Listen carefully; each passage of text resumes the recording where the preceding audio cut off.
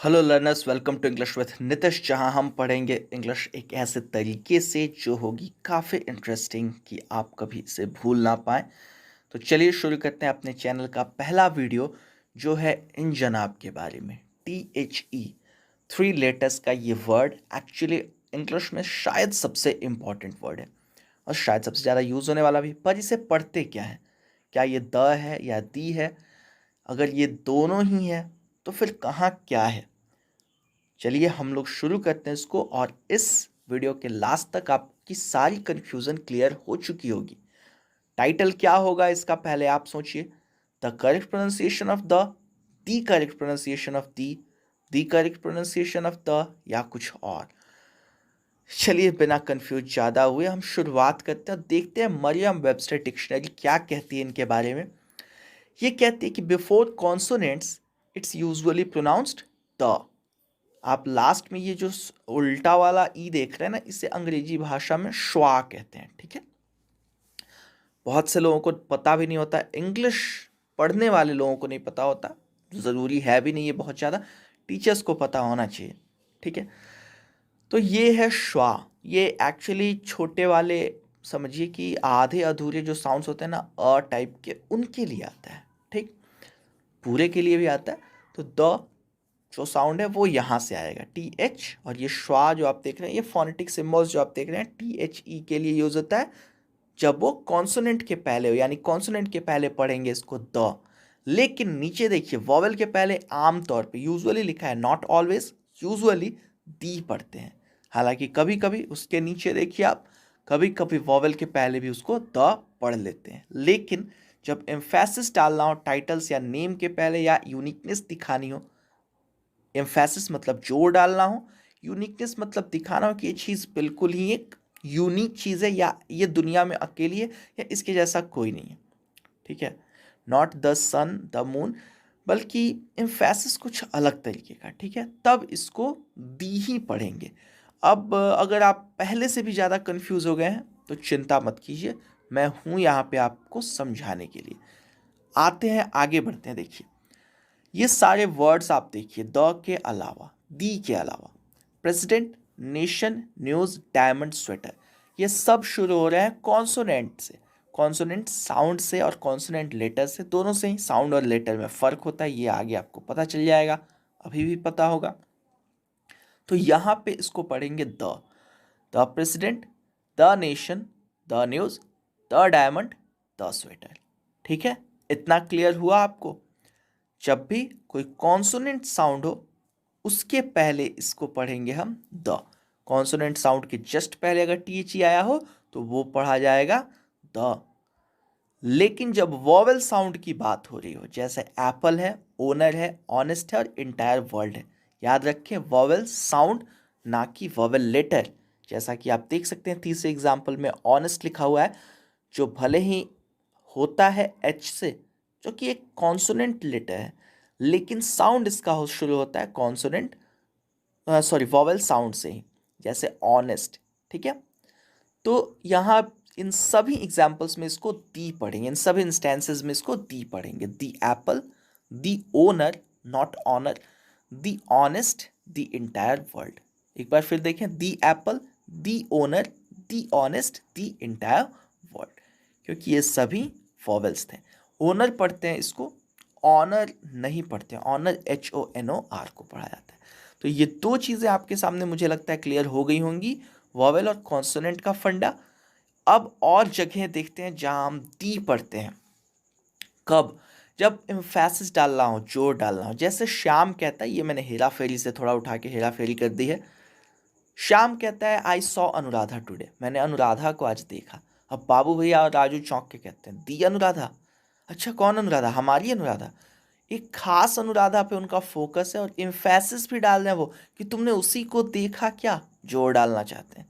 दी, तो यहाँ दी पढ़ा जाएगा, दी अनुराधा। वैसे चूंकि अनुराधा शुरू भी कौन वॉवेल साउंड से हो रहा है, तो भी दी करेक्ट है। इसलिए एक और एग्जाम्पल हम लोग देखते हैं। विनीता कहती है Sachin is coming to our city tomorrow, Sachin हमारे शहर में कल आ रहा है। अस्मित कहता है कौन सा सचिन? डू यू मीन दी सचिन, सचिन तेंदुलकर? क्या तुम्हारा मतलब है कि सचिन तेंदुलकर आ रहे हैं जो गॉड ऑफ क्रिकेट है? अब यहाँ सचिन तेंदुलकर पे जोर डालने के लिए ही उनके नाम के पहले दी लगाया गया है। दी सचिन, क्या वही सचिन? ठीक, अगर यहीं पे विनीता कह रही होती कि the president is coming to our city tomorrow, तो अस्मित कहता do you mean the president of United States या दी प्रेसिडेंट ऑफ इंडिया?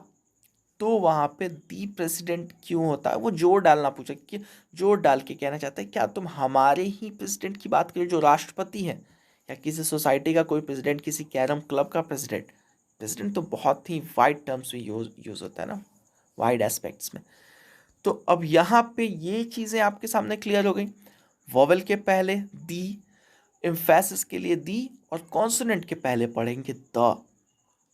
ठीक है, लेकिन एक और जगह है जहाँ उनको दी पढ़ते हैं।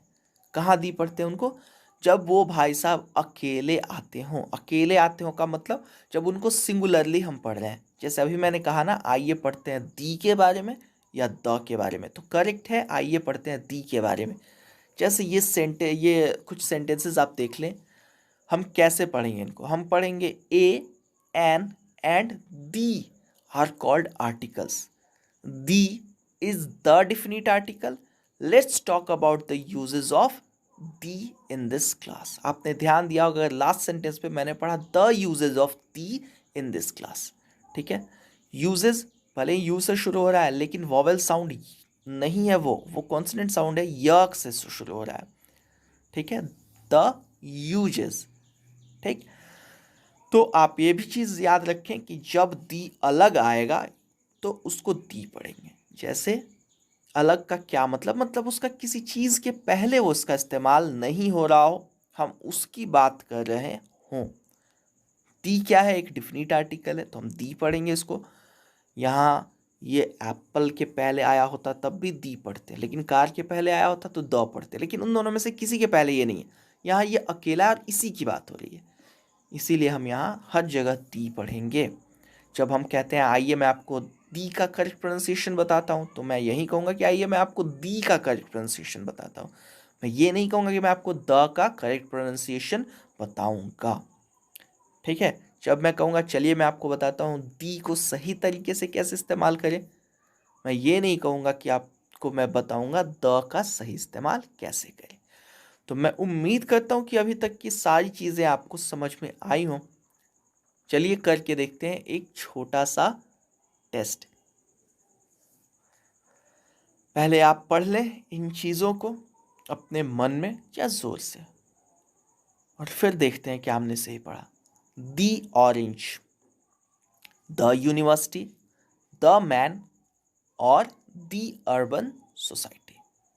ऑरेंज वॉवेल है इसलिए दी, यूनिवर्सिटी का यू असल में साउंड दे रहा है कॉन्सोनेंट का, इसलिए पढ़ेंगे द। इसी तरह मैन कॉन्सोनेंट है द, अर्बन सोसाइटी फिर से वॉवेल साउंड से शुरू है तो दी। ठीक है, the orange, the university, the man, the urban society. यानी कि अब हम लोग पढ़ सकते हैं इस टाइटल को क्या? The correct pronunciation of the. The correct pronunciation of the, मैंने अभी आपको बताया था इंडिपेंडेंटली जब दी आएगा तो उसको दी ही पढ़ेंगे।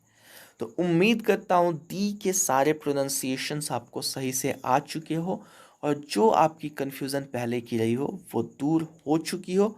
मिलते हैं अगले किसी वीडियो में, तब तक के लिए stay safe, take care and keep learning. उम्मीद करता हूँ आपको ये वीडियो पसंद आया होगा और लेसन समझ में आया होगा। कमेंट करके हमें ज़रूर बताएं अगर पसंद आया तो, और नहीं भी पसंद आया तो कमेंट ज़रूर करें, क्योंकि आपका एक कमेंट हमें बहुत कुछ सिखा देता है। इसके अलावा अगर पसंद आया तो लाइक करना बिल्कुल ना भूलें, और अगर पसंद आया है तो आपको शेयर भी करना है ताकि हमारा चैनल आगे बढ़ता रहे। तो शेयर करें अपने दोस्तों के साथ और सब्सक्राइब ज़रूर करें ताकि आपको हमारे आने वाले वीडियोस मिलते रहें।